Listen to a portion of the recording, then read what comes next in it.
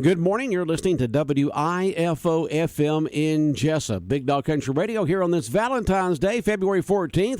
It is now time for the world-famous Butch and Bob Show, brought to you by O'Quinn & Associates, Murphy Builder Supply, Van's Barbecue, and First Southern Bank. Are you looking for an insurance company that you can call and talk to a live person? Are you looking for an insurance company where you can walk in and talk to an agent? Are you looking for an insurance company that offers multiple companies so they can try and get you the best rate? If you said yes to any of these, then you need to call or come by O'Quinn & Associates Insurance Financial Services. We offer multiple companies so we can find the best fit for you. Give us a call at 385-1000 or stop by our office at 212 South Fair Street right here in Jesup. Since 1946, Murphy's Builder Supply has been serving the folks of Jesup, Wayne, and surrounding counties with quality products and knowledgeable service. Matter of fact, they feel they sell service first to make sure you get exactly what you need for your home improvement projects. And with each employee at Murphy's being there for 10 years or more, you know you're talking with someone with the experience to help you with building supplies, tools, paint, and all the things you need from a full-service hardware store. The best choice in home improvement is Murphy's Builder Supply, 156 Northeast Broad Street, Jesup.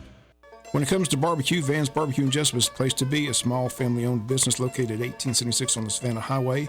Van's Barbecue has lunch and dinner special. Stop by or call to make an order. The number to call, 427-3358. Van's Barbecue's new manager is Sarah Van. Van's Barbecue offers potato salad, coleslaw, baked beans, and don't forget their delicious mac and cheese. Also, check out their shrimp plates, the best in town. Yes, when it comes to the barbecue, head to Van's Barbecue, locally owned and operated. Stop by and tell them the Big Dog sent you. Once again, the number to order, 427-3358. Hi, I'm Raymond Brown. And I'm Mandy Yeomans. At First Southern Bank, our customers are like family. As a locally owned community bank, we're dedicated to helping our clients succeed. We have loans for every need, whether it's personal or business. We have lines of credit, auto loans, equipment loans, and of course, we offer mortgages. Stop by our bank or call us at 912-588-1010 and see how First Southern Bank can help you. Member FDIC Equal Housing Lender. The following is an exclusive presentation of Jesup Broadcasting, the sports leader in Southeast Georgia.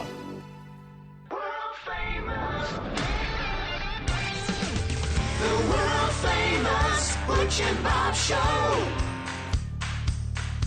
World-famous Butch and Bob Show right here on WIFO 105.5 FM in Jesup, Big Dog Country Radio. And Bob, we've got Tuesdays with Tillery. Who do we have on the phone this morning with us, Bob? State Senator Blake Tillery joins us this morning on the world-famous Butch and Bob Show. Blake, always good to talk to you on Tuesdays. How you doing? Hey, good morning. I'm glad that I made it. If it's called Tuesdays with Tillery, it'd be kind of a bust if I didn't call in, wouldn't it?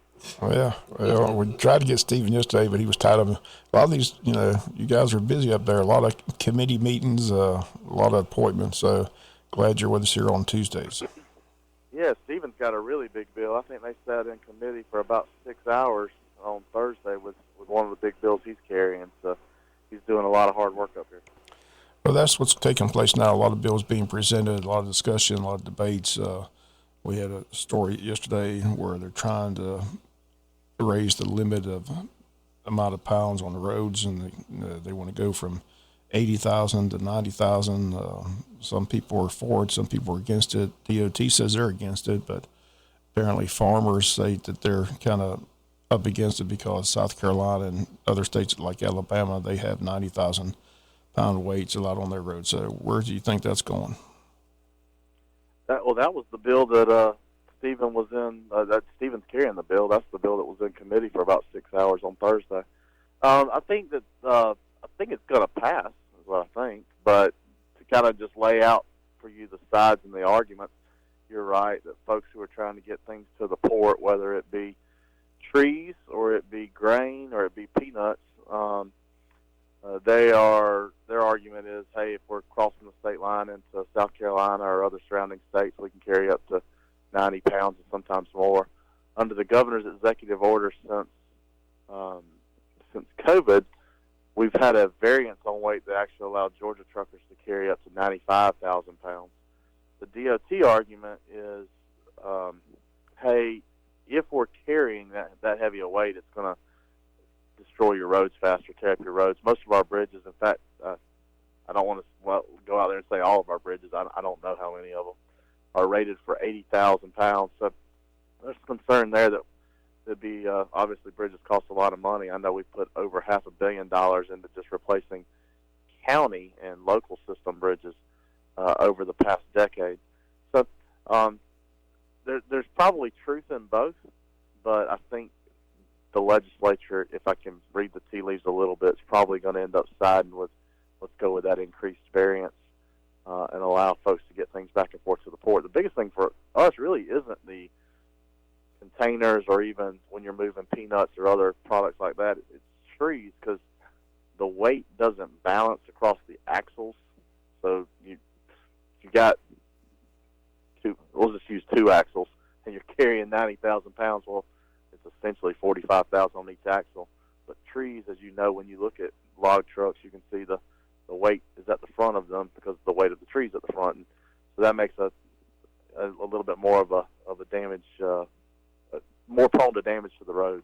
So that's kind of the debate, but I do think it'll pass, and I'm supporting it. If you just listen to State Senator Blake Tillery on the phone Tuesdays with Tillery, another thing I'm reading a lot about is sports gambling. I didn't realize the Lieutenant Governor for the state of Georgia now, when he was a representative, he was pushing gambling. The governor says he's willing to work with the legislators to come up with some type of game. So I'm reading the tea leaves. Looks like some types of sports gambling looks like it's going to pass the legislature this year.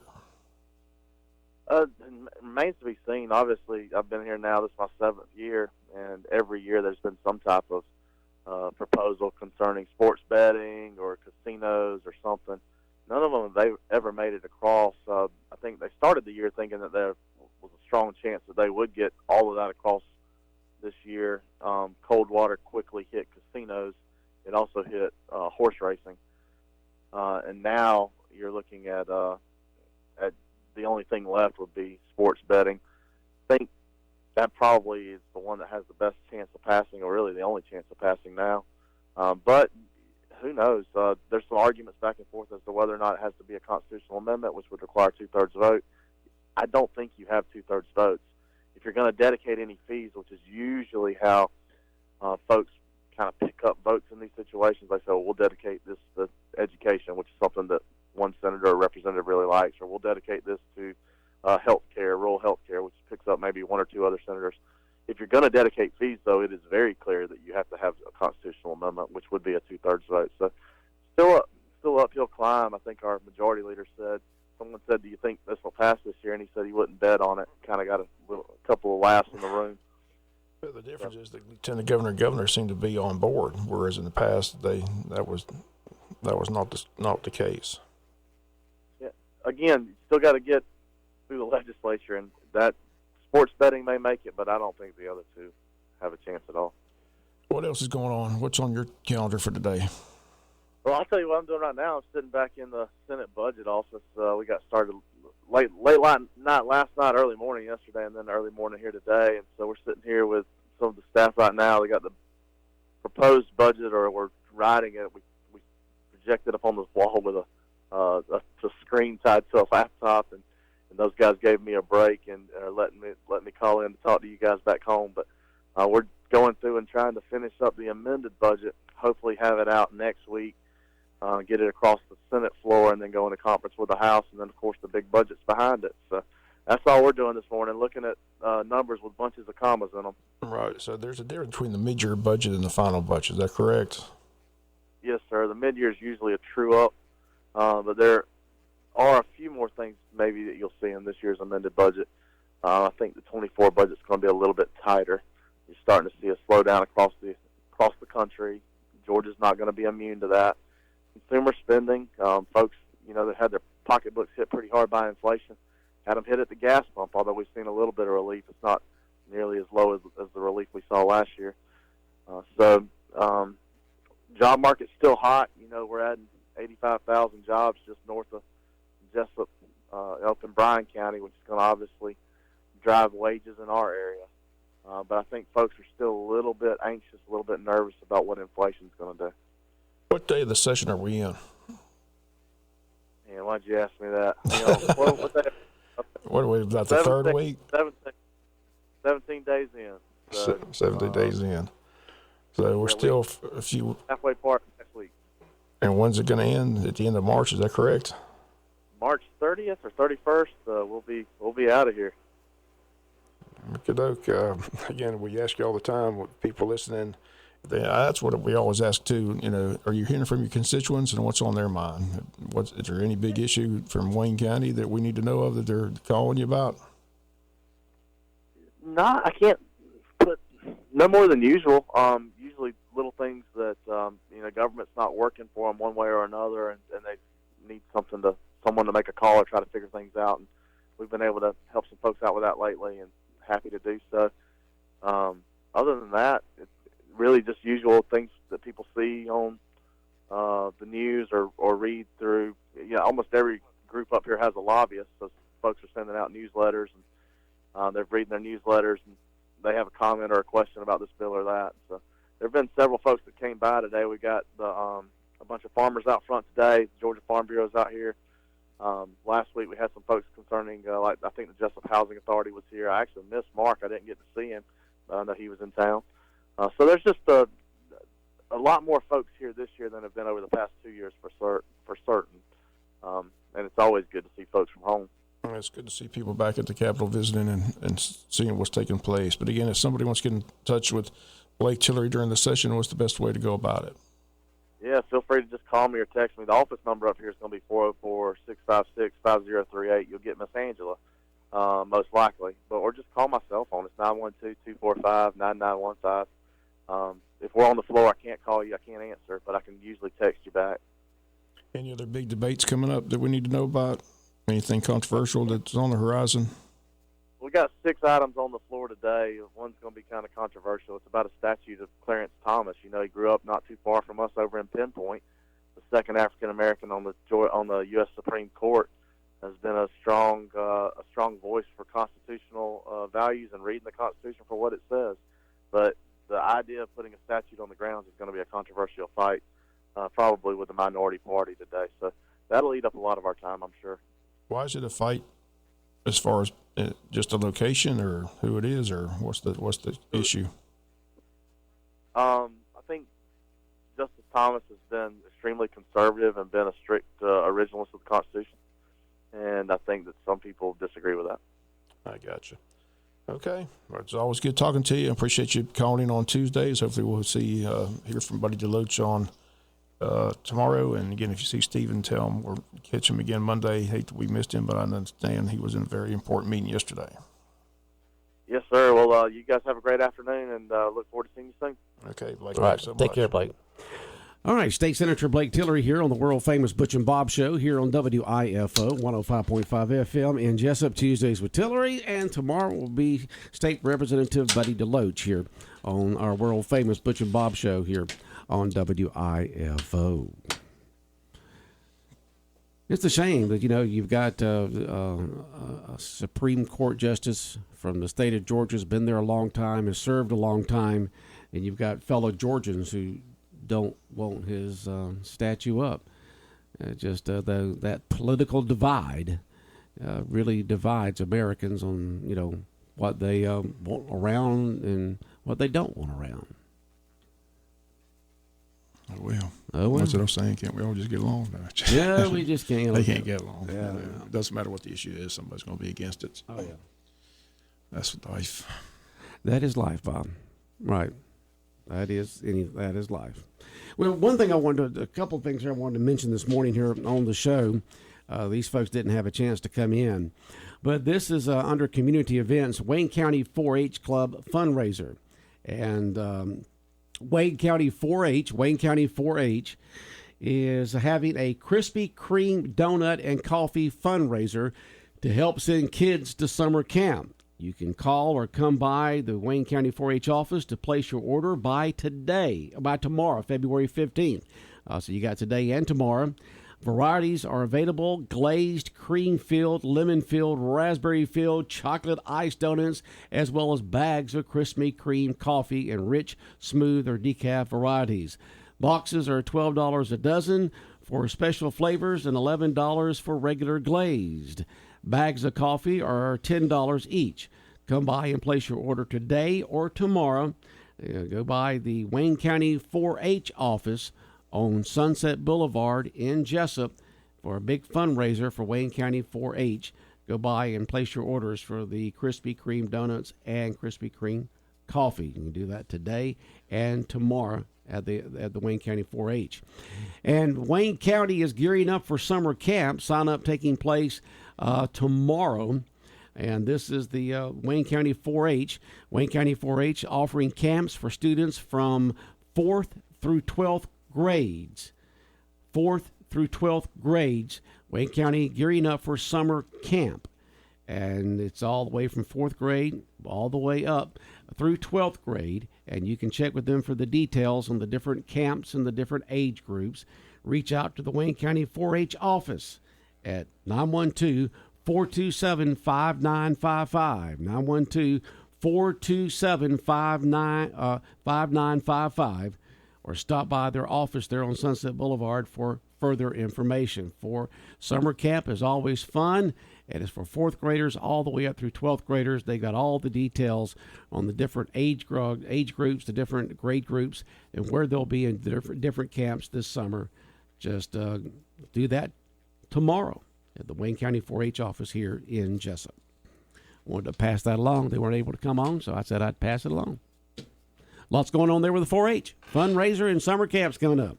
Those kids have fun at those summer camps. Let me tell you. Good program. Good programs, yep. Good, great program there. All right, any new news from any Super Bowl news from yesterday? Comments, questions, anything? Still, screaming about that. I DVR'd the game, and if you go back and watch the game in the first quarter, the same receiver and the same defensive back, there's a pass over the middle, and Juju Smith-Schuster jumps up and down, yells and screams and hollers. He was held. Yeah, he was held. I'm talking about early in the game. I know, he was. Yeah. Early in the game, he was held. There was no they call. Didn't call it. Yeah, so why they called it? They called the end of the game? Because they didn't want him yelling and screaming again, Bob. Because they know they made a mistake the first time. They should have called it the first time. The overwhelming. He held. It was an infraction. The overwhelming consensus: you just don't let the officials decide the game. I mean, they took it. They just ended the game. Once that call was made, the game was over. I mean, Kansas City didn't even try to score. Philadelphia was trying to let them score. The guy stopped at the 1 because it just ran the clock. It's a chip shot field goal. Right. And everybody I listened to yesterday on Talking Heads, they were disappointed because they said Kansas City probably would have kicked the field goal. Then you still would have had the drama. Philadelphia would have got the ball back with about a minute and a half. Did they come down and tie it up? Did they win? Did they not? Just let the players decide. That was the overwhelming consensus. Like I said, and I'm happy because Kansas City won because that's who I picked. Right. But I'm just being honest. I mean, you're not supposed to call an infraction. Not at the end. You're not supposed to decide. Not at the end of the game. If there was pass interference, it just wasn't that blatant. Like I said, the pass was way overthrown. It wasn't like it was a catchable ball. Well, of course he could. He didn't. He would have never got there. The pass was in the back of the end zone. It was way overthrown. It's got to be a catchable ball. It was just not. It shouldn't have been called. They he held him before the ball was thrown. Yeah, but he did the same thing in the first quarter. I know it should have been called in the first quarter. Why didn't? That's what I'm saying. I don't know why they didn't call it in the first quarter. It was a bad call. I mean, he knew he had been held. Everybody in the world knew he'd been held, but they didn't call it. I mean, most consistent thing the fix was seeing. They wanted Patrick Mahomes to win. They got all the calls in the Cincinnati game. They got all the calls in this game. If you watch the punt return, there's about 3 blocks in the back. They yeah.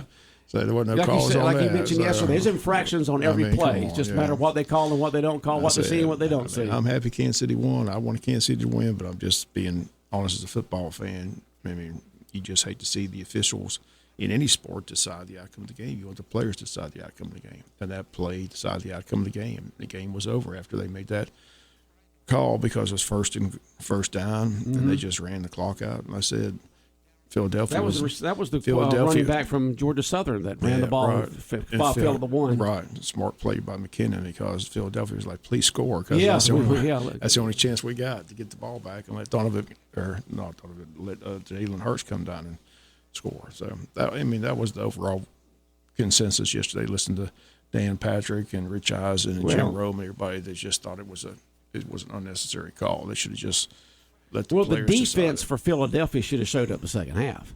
I mean, if they'd have played like they have all season long, it wouldn't even have come down to that one play. Well, that's the bottom line. The bottom line, Philadelphia, they've been known for sacking the quarterback, and they never got to Patrick Mahomes at all. Like I saw one guy yesterday, he was emphatic, yelling and screaming at the TV. He said the only job they had was to put pressure on Patrick Mahomes, and they didn't put any pressure on Patrick Mahomes all day long. So no, they didn't play. You can't blame the game on one play. It was Philadelphia's defense didn't show up to play the second half. But they were anemic. It was a great game, though. I mean, it was a great game. It was watched by the two halves. They gave the viewership. I think it's the third largest Super Bowl ever watched. So just about a third of Americans watched the game. Yeah, there's 330-something million, and a little over 100 million watched. It is what it is, but what did the other 2/3 do? I have no idea. You had a little over 100. You got 330 million people in America, and over about 110, 20 somewhere along in there watched the game. Still amazing that Patrick Mahomes was able to come back in that second half, because when they twisted that ankle, he just looked like he wasn't going to be able to go at all. But he was done. He did a great job. I guess he has a great. Man, they said he didn't get a shot or anything. He said he just came back out. That's what they said. I believe that. That's what they said. That's what he said. All right. So you don't trust him. You don't take his word. I'm just kidding. If he says he didn't get a shot, he didn't get a shot. All right. If he'd have gotten a shot, there's nothing wrong saying, "Hey, they shot it up." You know, no reason to lie. Lying's not good. Yeah, tell the truth. So if he'd have gotten a shot, I'm sure he'd have said, "Yeah, they put some painkiller there, and I was able to come back out." Because the truth will come out eventually, usually, not all the time, but if it does, it just makes you look like it was a good game, a liar. Exciting game. Yeah, it was. It was a great game, and it's just amazing how pregame shows and pre-kickoff shows have become so political, PC. All this kind of stuff these days. It can't be just about the football game. It can't be about football. It's got to be about the social issues in America. And a lot of folks are upset about that. But, it's just the way it is today. Now the exciting thing, we got to wait 2 more days for Aaron Rodgers to get out of the dark and tell us where he's going. Does he come out and see a shadow or not? I don't know. He went in. Does he come out? Does Rodgers come out and see his shadow or not? He went in the day after the Super Bowl. He's going to be in there 3 more days. So, we got to wait and see if he comes out and if he's going to play again or where he's going to go. Most say he's going to the Jets, so that'll be interesting. It'll be a good place for him, New York. All right. They have a quarterback like that since Joe Namath. Yeah, that's true, which is amazing all these years. They got a pretty good team, too, so they need a quarterback. So, but Packers ready to move on. They said they don't want him back. So. Yeah, they're ready to move on. Of course, they got that contract thing. They will just want somebody to take up the contract and say, please take him off of him. We're ready to move on. Yeah. Derek Carr's looking for a new team. The Raiders are going to trade him to the Saints. He said he refused to be traded. He just wants to be a free agent, so they're supposed to release him today or tomorrow, so he's free to go where he wants to go. So there's a lot of quarterbacks out there looking for a new home. Be interested where they all land. Coaches, players, quarterbacks, they're all, a bunch of them looking around. NFL Combine starts soon. The draft's coming up. So the NFL, they do a good job. They keep themselves in the news 365 days a year. So. Well, we don't have to worry about, staying out of football for long. We got the USFL coming up soon. I mean, you've had, Howie and Michael and all of them promoting the turkey out of it. It's going to be on Fox. So you got football coming up in just a few weeks, more exciting football games, Bob. That's football. I won't be watching. I think the Daytona 500 is our Sunday. So that's right. Daytona 500 is Sunday. NASCAR kicks off Sunday. So. Well, they have several races this week, with ending with a big 500 on Sunday. I don't even know how many USFL teams there are. How many? What they got? 12. I know they have one in Pittsburgh. I think they do. If I remember that last year, because I kind of kidded him, but I think they do. I don't remember. I don't know. Nobody in Pittsburgh cares. I promise you. They're all about the Steelers. Kenny Pickett getting ready for another year. So. I think they have one. I think I kidded you about it last year or some about them, Pittsburgh team, but I'm not positive about that, Bob. I wouldn't bet money on it because I don't remember what teams have what. Okay, I really don't. They're all about hockey right now in Pittsburgh. It's all about the Penguins this time. It's about the Penguins, the Steelers, and the Penguins. That's okay. It. And because I know the Pirates ain't going to win any Pirates have no hope. Their season ends as soon as spring training ends. So. That's a team that used to be good for so many years, and now it's just like, well, they're just not going to care. Look at that beautiful ballpark. You think they want to fill it up. Yeah. They just don't put any money in the team. Sad. It's a shame. They need new ownership. Is what they need. Okay. Because the last 8-9 years, it's just been dismal for Pirate baseball fans. All right. Well, you had the county council meeting yesterday. Why'd you bring from it? Just a lot going on. I said I'm glad they're not in favor of $42 million for a courthouse complex. So, I mean, they want to secure the courthouse, but I said you still can't figure out where they came up with that $42 million figure. It came from the architect. Yeah. Yeah, when that close, they fire the architect and get a new one. So I mean, you don't have to fire the architect. You don't have to do what you commission a study. What would it take to be able to do it? And they got the plans. They don't have to do the plans, but they have to have options. I don't know who comes up with these inflated prices. It's just like talk about the stadium to renovate $9 million and $18 million. Well, they just built a brand new stadium in Peach County, state of the art, with a track around it, synthetic field, and electronic scoreboard for $6.8 million. I don't know how they come up with these $18 million. Who comes up with these figures? $42 million the for a people who are courthouse going to complex. build them. Yeah. Like I said, fire him. Get somebody else. That's absurd. Well, I'm sure they got. I never got to those meetings. I never got invited to those meetings. That's why I asked that question: who came up with that $42 million price tag? Because everybody I go with said, "What are you talking about? No one's spending $42 million to secure a courthouse." That's just crazy. that's just what the architect. You don't have. You got to have options, Bob. It's not like they're going to do it. They just have to have options. So you take a look at the different options, and if you don't like somebody's price, you then rebid it to someone else. You act like everything's in stone, but it's not in stone. It's just options, Bob. Well, they kept saying it was stone. Nobody gave another option. Everybody says $42 million to build a courthouse complex. Well, that's what they said in stone. I said, right. Who came with that figure? But the architect. I said, fire the architect. Get rid of him. Get somebody else. Get somebody else if you want to, or come up with another plan to secure the current courthouse. There's different ways of looking at it. $18 million built a stadium. Who comes up with these? This is stupid. Well, my advice would be to talk to the architects who are presenting the plans on these things and say, why is it this much? I didn't get invited to the meeting. I never got invited to those meetings. I didn't even know they took place. That's why I asked the question yesterday. Who came up with that stupid figure? Well, you didn't have to go to the meetings. You can call the people yourself saying, hey, you're WIFO Radio in Jesup, news director, and you'd like to know how y'all came up with these plans. They have to be told, what they would like to see in a stadium, and then the architect says, all right, if that's what you want, then let us design it, and then we'll give you a price on that. And of course, everything today is about 3 to 4 times more than it was just 3 years ago. Yeah. It's not $18 million to build a brand new stadium. I'm sorry. Well, my advice would be to talk to architect, because if they inflate the price and it goes way out of that, then no one's going to build it and they're going to be out of business. And then, or you just say, all right, we don't like that price. Let's go with another architect firm and see what they say. Yeah, get to the bottom. Just don't get an opinion. Get to the bottom facts on it, Bob. Yeah, get the facts. Find out why. Instead of just saying, I don't understand it. It's interesting. I didn't realize that the county's SPLOST and the school board's eSPLOST ends at the same time. So they both end in June of 2024. So the eSPLOST people go to the polls starting February 27th for 3 weeks up to March 21st. Mm-hmm. The county has to get together with the other municipalities to decide what else is going to be on their SPLOST referendum. Like so they're talking security of the courthouse, they're talking community center, they're talking roads, but they got to get with the cities of Jesup, Odom, and Scriven before they can come with a final referendum. But that comes up for a vote either in November of this year or March of next year, because it ends in June of 2024. So, I mean, the rec directors are talking about how food's going up. I said he'd like to see the county just contract the concession stands out, because he said it's a nightmare trying to get food and he said you can't even find candy bars to fill the concession stand anymore. He said it's tough finding a Snickers bar anywhere. So he said the cost is just outrageous. So well, if you buy something on a regular basis, and a lot of folks do, you notice that price increase. It's it's anywhere from a third as much to twice as much for stuff. Of course, they kid around that one of the biggest presents this year for Valentine's Day is going to give your Valentine's a dozen eggs, because of how much a dozen eggs cost these days. Somebody said the eggs price is coming down. I hope so. They can't go any higher. Today you want to go out and get your own chickens and put them in the backyard. Geez.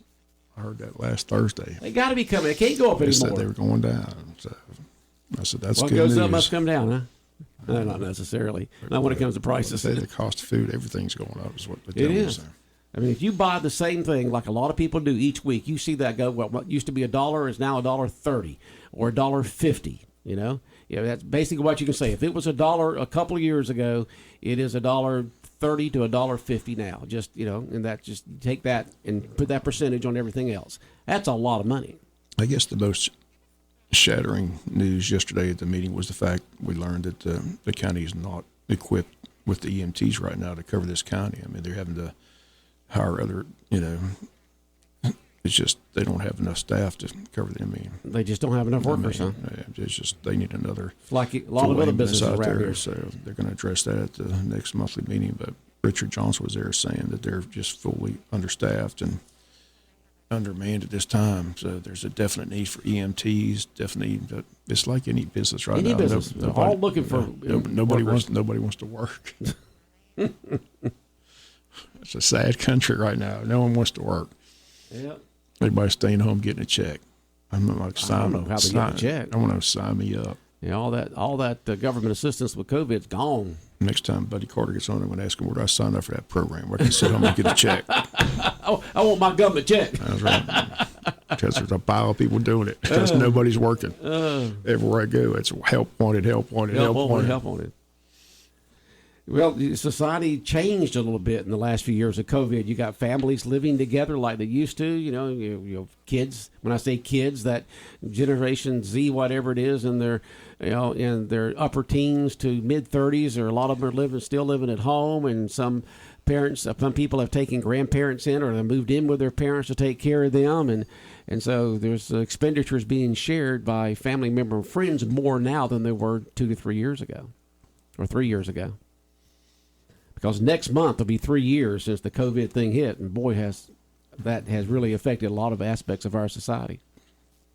Now they're saying that those flying objects that they're shooting down is aliens. It's not aliens. They just said they wouldn't rule it out. It's balloons more like that. It's aliens. It's aliens. We're shooting down the aliens. They're coming from the Jetsons. You gotta love. They've probably been that kind of stuff up there all along, but now they're just looking for them, and they're finding them and shooting them down. But like I said yesterday, you're always taught in hunting, you don't shoot something until you identify what it is. They've got to be making flybys on these things, taking pictures and video before you shoot a missile into them. But we hadn't seen any of those pictures and video, not close-up ones. You've seen the explosion and stuff like that, but on these last three, the Chinese one we did, it was you could see it. That thing was huge, but it'll be interesting to see. It would be interesting to talk to Buddy and say, are y'all seeing close-up pictures of these objects in the sky before they, blow them up? I just want to know, they all come from China. They said the first one was from China, but the other three, they never said where they came from. Or who knows where they came from? What's in them? So. Yeah. But I saw that on the news the other day. There was a headline that says it's aliens. No, he said they wouldn't rule out aliens. He said the person involved said they wouldn't rule it out. Yeah. But there's no telling why. Like I said, I think it's Joe Dirt wannabes. I watched those documentaries on UFOs. Remember those? History Channel had them and all that kind of stuff like that. So, yeah. But it'll be interesting when we talk to Buddy Carter because I'm sure he's getting a lot of information. But it's kind of, like I said, the first one they said came from China, but the other three, they don't really say where they came from. Don't know. If they do, they're not saying right now. Sometimes they keep quiet until they can get all their facts. And sometimes you never get all the facts. Because the government will say it's classified. It's classified. Maybe that's where Aaron Rodgers decided to go stay in the dark. Maybe he's going to don't shoot Aaron Rodgers out of the sky. He might be one of those objects. Yeah, right, Bob. He's a strange guy. All right, Bob, go have breakfast.